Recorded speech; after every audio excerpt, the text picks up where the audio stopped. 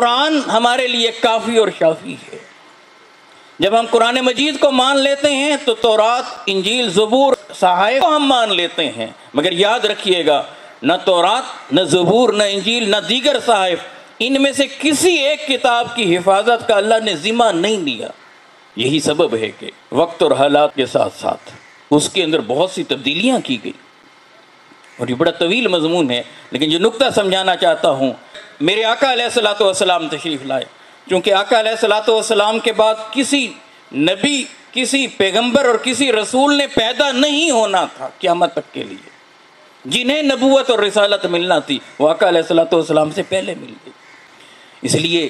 ختمی مرتبہ علیہ الصلوۃ والسلام کے بعد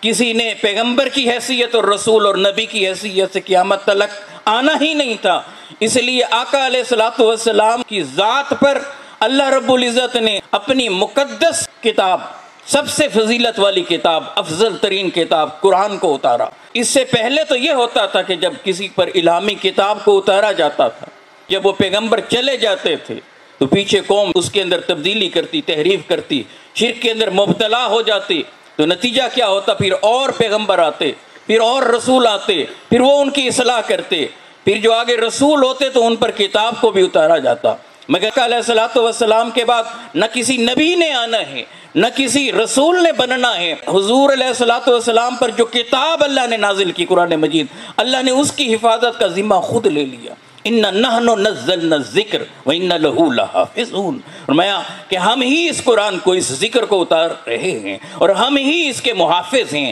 ہم ہی اس کی حفاظت کرنے والے ہیں۔ اب قیامت تک کوئی اس کو بدل سکتا نہیں۔ چشم تصور میں تو سوچئے، پیپر لیس سوسائٹی کے اندر، ایسے معاشرے کے اندر آقا علیہ الصلوۃ والسلام کو مبعوث کیا گیا جہاں کاغذ تک نہ تھا،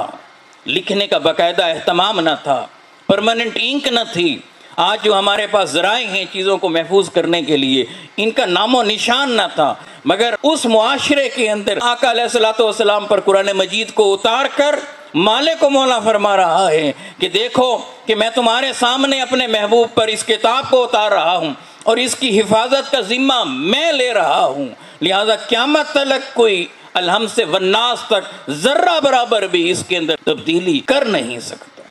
اس کی حفاظت کا ذمہ اس لیے لیا کہ آقا علیہ الصلوۃ والسلام آخری نبی ہیں، حضور علیہ السلام کے بعد کسی اور نے نبی بن کر آنا نہیں ہے، تو آقا کی ذات پر جو کتاب اتری قرآن مجید، اللہ نے اس کی حفاظت کا ذمہ لے لیا کہ اب مصطفیٰ علیہ السلام پر اترنے والی کتاب بدلی ہی نہیں جا سکے گی، اس کے اندر کوئی تبدیلی نہیں ہو سکے گی، نہ یہ کتاب بدلے گی، نہ پھر اس کے بعد کسی اور پیغمبر اور رسول کو بھیجا جائے گا۔ حضور خاتم الانبیاء بھی ہیں، وحی کا سلسلہ بھی آقا علیہ السلام کی ذات پر آ کر ختم ہو گیا، خاتم الوحی بھی ہیں،